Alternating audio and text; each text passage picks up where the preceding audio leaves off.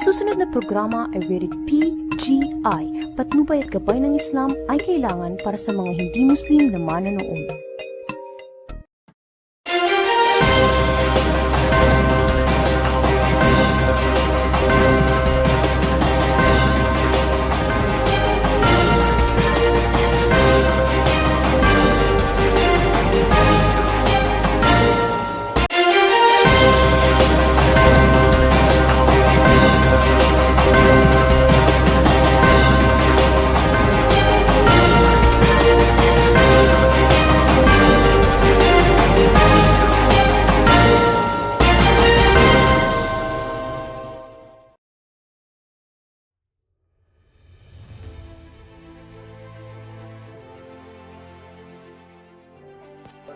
A'udhu billahi minas syaitanir rajim. Bismillahirrahmanirrahim.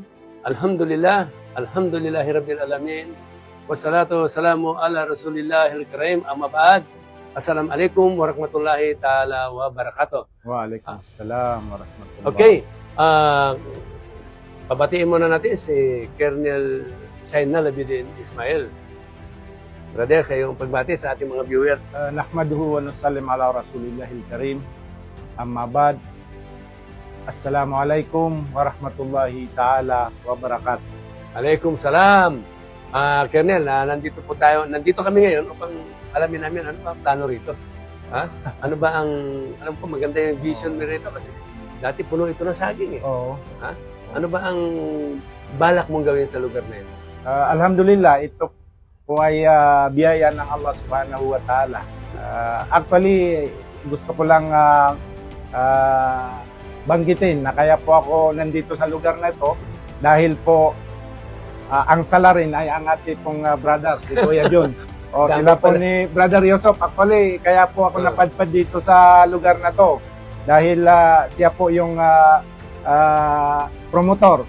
So, alhamdulillah. Kasalanan So, ko pa pala. No? Oh. So, actually, Kuya John, ito pong munting future resort ko ay marami po kong programa dito. Unang-una po ay gagawa po tayo dito ng isang firing range para po sa ating mga brothers na gun enthusiast, mga brother Muslim, lalo na po ang Imam Council of the Philippines and Islam in Action. Actually po ang Imam Council of the Philippines ay nagbubuo na po ng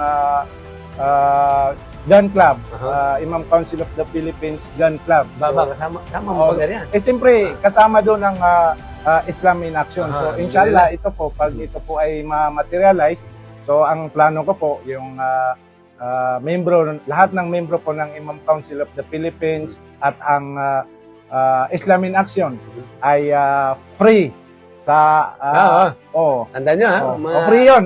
Basta Islam in Action, free talaga. Okay. Ang babayaran lang is yung bala. Okay. Pero tama. ano yun, Kuya John? Paano po walang dalang pa rin? Libre din. Meron po tayong mga baril dito. Meron po tayong mga lisensyadong baril na M16, caliber 45, 9mm. So lahat po yan available. At ang babayar, murang rent lang. wala nang rent pagka Islam in Action. Basta pakita lang yung ID na Islam in Action. Wala nang rent. Bala lang. Yung bala lang, may discount pa. So, ano po tayo ng... Alam niyo, para sa kabatiran ng lahat, una po kami magkakilala ni Colonel Ismail, talagang liban sa kanyang pagiging isang pulis, ang gusto talaga nito, yung, parang nakita ko yung puso niya sa farming eh. Kaya ang tawag ko sa kanya, the Colonel, the Gentleman Farmers. So, dito maganda, okay, naging katulong po ako sa pagdidesisyon sa lupa ito. At maganda nga na sa totoo ngayon, actually, nagsimula po kami mag-isip ng ganitong farm because of our experience during the pandemic. Yes. Na parang lahat bibilhin mo, lalabas ka, ang hirap, di ba? Oo, totoo po yun. So, ngayon, kahit may pandemic yan, nandito ka, may saging ka rin, may mga gulay ka sa likod. Di ba? Ito po dapat, this plan is ideal for everybody. Yes, Hindi lang, kahit na ordinaryong tao ka lang, maganda rin meron kang halamanan sa yung sa loob ng yung property, sa garden, okay? For all you know, ano rito, bukod sa gun enthusiast ito, bonsai enthusiast din siya. Mashallah. Meron po siyang mga winning bonsai ron sa ano. Inshallah, Mashallah. sister, brother, madagdagan natin yan. Pwede tayo mag-hunting din. Yeah. Okay, pero alam mo, ang purpose talaga ng pagpunta namin dito, alam ko yung mga pagmi-meeting nyo sa Islam in Action, dahil ang punta po namin dito is, yung farming is sa part 2 po ng ano mo yun, Opo. ng episode na ito. But we would like to inform you na yung Islam in Action, inshallah with the help of the PNP Chaplain Office, gusto namin magkaroon ng, for the first time, magkaroon ng khutbah competition. Ang competition na ito po ay open.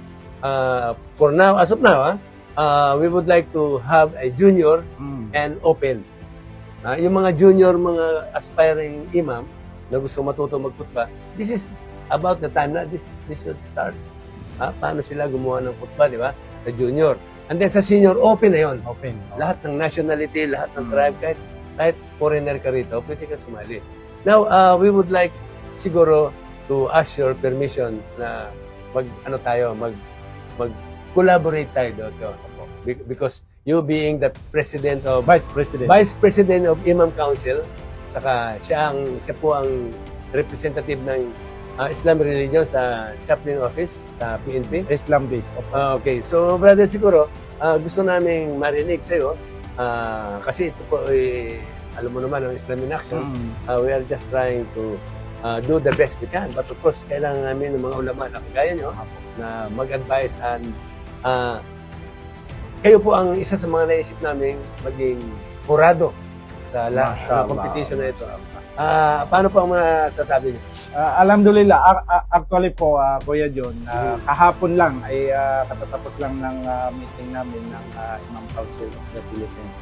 At sa kung matatandaan niyo po, yung last year pa po yun, yung pinag-usapan natin dito. Dito mismo sa area na to, yung regarding dyan sa khutbah na yan. So, niremind ko lang sa Imam Council of the Philippines, sabi ko sa kanila na mayroong propose ang ating brother, si Abdul Hadi Paleh, na magkakaroon po ng parang sabi ko, competition sa paggagawa ng khutbah. So, sila po ay natuwa. So actually, kahapon nandun yung mga membro, different chapter from Imam Council of the Philippines, Batangas chapter, Pasig chapter, Quezon City chapter, Cavite chapter. Halos nandun yung mga kanilang mga officer. Mga active to mga kapatid natin na ito. Pinabot ko po sa kanila yung itong plano mo. So sila po ay natuwa. So ngayon po, hinihintay nila, sabi nila sa akin, Sir, magbigay ka lang ng ano yung mga kriteria para po yun ang sundin namin. So sabi ko sa kanila, inshallah, mag-usap po kami ni Kuya John para linawin natin ano po yung mechanics ng magiging takbo nitong competition. So sila po ay sobrang natuwa sila. Alhamdulillah. For your information, meron na po kami nakalaan na 30,000 para sa champion. Mashallah. And then yung second is 20,000, and then yung third is 10,000. This is for the senior. Ngayon, magbibigay din kami sa junior. Sa junior. Siguro half the price. Yung first prize is 15,000. Pero meron pong trophy. Ang PNP Chaplain Office magdo-donate isang championship trophy. Inshallah. Hindi ka na pwede tumanggi. Yes. Hindi ka na pwede tumanggi. No? And then, brother, may nakausap na rin ako. Nasabi ko, gusto namin magbigay na 30,000 para sa prize, grand prize. Baka naman pwede nyo dagdagan. Inshallah. Yung mga kapatid natin, nagsabi na ako sa kanila na actually yung anak ko si Timmy Sharif Rasul Obrero, sinabi ko, yung junior, siya ang magbibigay ng grand prize. Pati second, saka third. Alhamdulillah. Wala. Hindi na pwede tumanggi. No? Inshallah. So, ang kagandahan po nito, Kernel, lahat ng contestant, may number sila.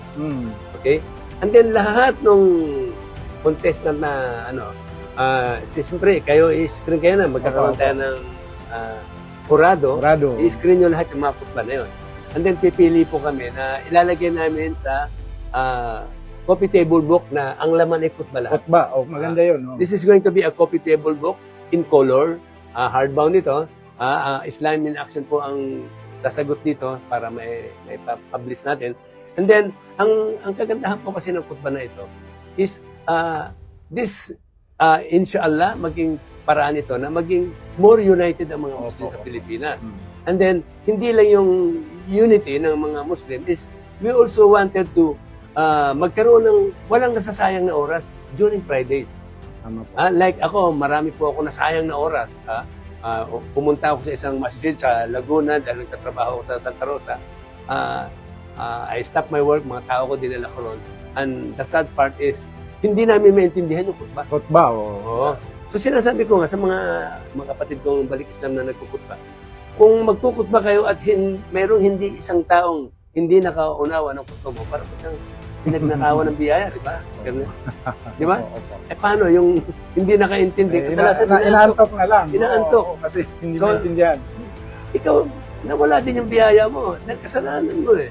Di ba? So, kung meron tayong mga ganito, meron tayong book-bound na khutbah na, okay, don't worry po doon sa mga non-Tagalog speakers. Opo. You can write your khutbah in your native dialect.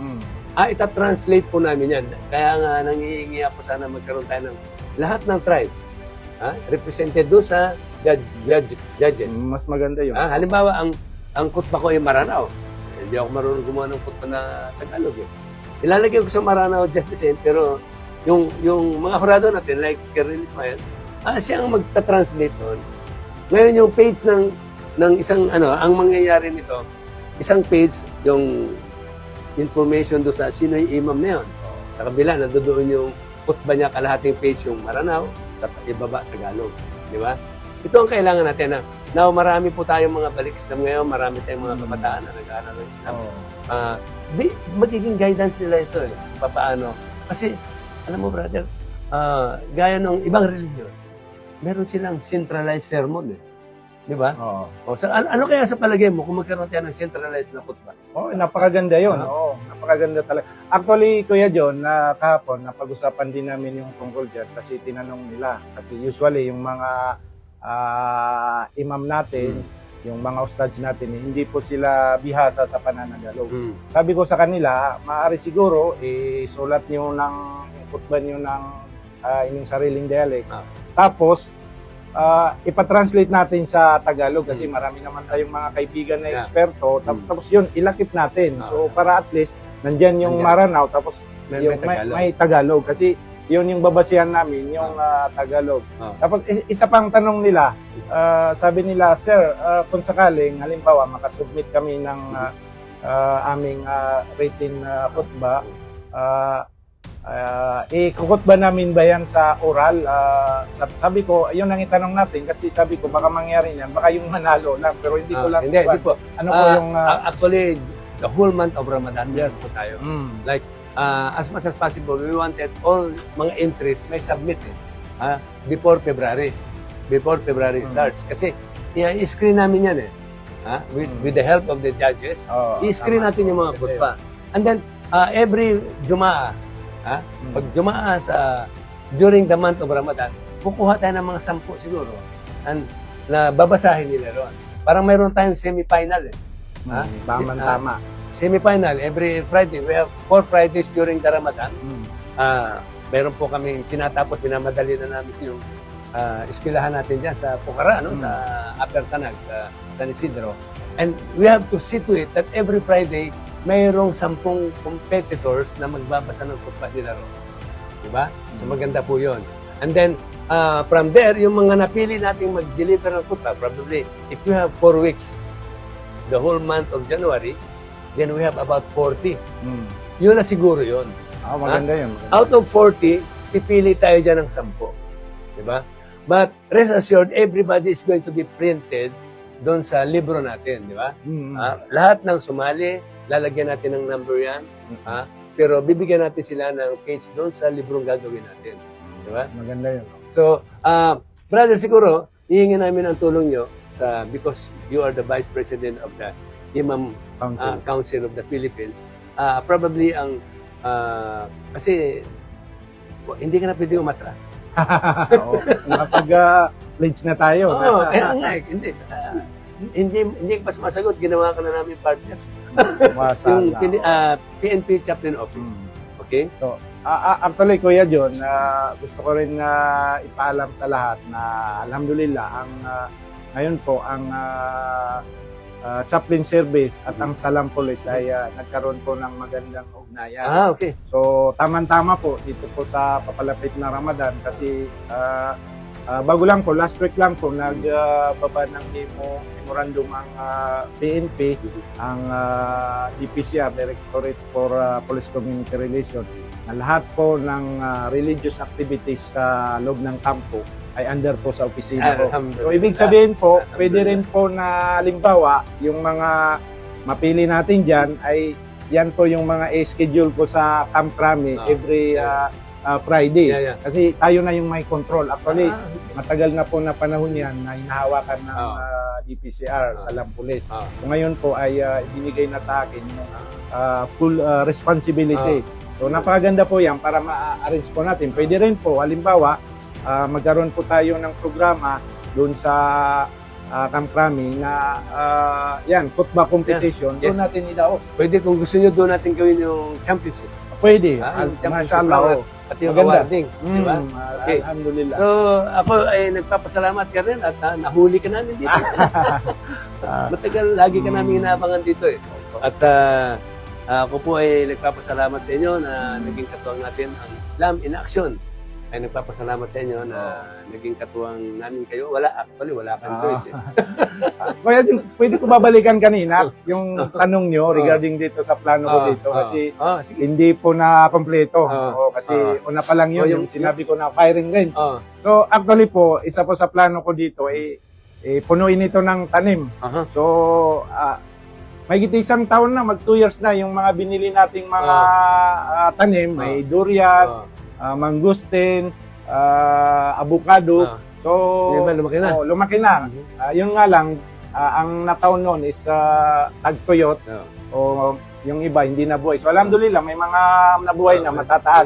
So, yan po yung isa sa pinaka-programa natin dito. Yung Durian. Para pag tayo po yung nagtitipon-tipon dito, meron po tayong aniin. Alam mo, Kernel, sagot ko lahat ng bulaklak. Masala. Magdodonate ako sa inyo, di ba? So, pangatlo po na plano ko dito, ito po, inumpisan ko na, is magpapatayo po tayo dito ng fish pan.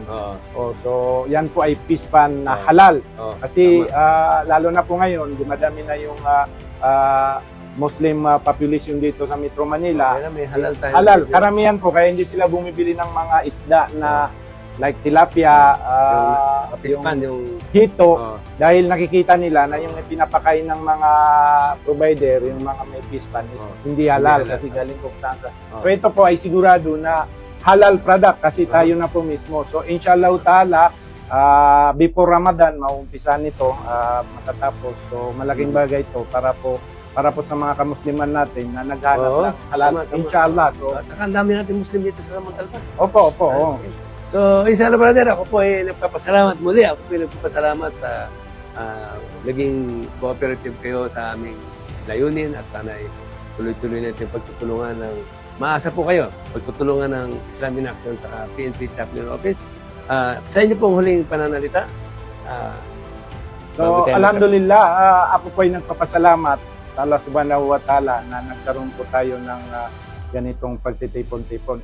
Ito po ay napakalaking biyaya para sa atin at para po ito sa kamusliman dahil dito po nakikita yung pagkakaisa natin na talagang inaarugan natin ng mga kasamahan natin gaya po yung naiisip nyo na unang-una yung ma-unify natin yung khutbah, tapos ito po yung programa natin dito po sa area natin para po ma-promote natin yung halal food. So inshallah, ako po ay nagpapasalamat sa lahat. Wabillahi taufiq. Wassalamualaikum warahmatullahi ta'ala wabarakatuh. Alhamdulillah. Muli po, ako po ay nagpapasalamat sa ating mga viewers, sa ating mga subscriber at sa ating mga friends. Na kung gusto niyo pong makibahagi sa gawaing dawa, kasi kung kayo ay nakisama sa amin, di ba, nakipagtulungan, pwede kayong magtanong, nag-like, nag-subscribe. Kung ano po yung biyaya namin, ganun din ang magiging biyaya ninyo. So magtulungan po tayo na mapalaganap natin ang Islam religion dito sa ating bansa. At ganun din, social media na tayo ngayon. Marami tayong mga listener. Meron po tayong Islam in Action sa Qatar. We are now in the process of organizing Islam in Action sa Saudi Arabia. And hariwan na naman ay mabigyan tayo ng guidance. Pasalamat po tayo sa Allah na binigyan tayo ng magandang pagkakataon. At muli, mayroon ka pa yata susunod na interview, brother. Yung grupo ni Yusuf Lapitan, siya po ang siya po ang team leader sa aming Dawa Balita. Kaya in demand ka ngayon. Okay, maraming salamat po sa inyo lahat. Assalamualaikum warahmatullahi ta'ala wabarakatuh.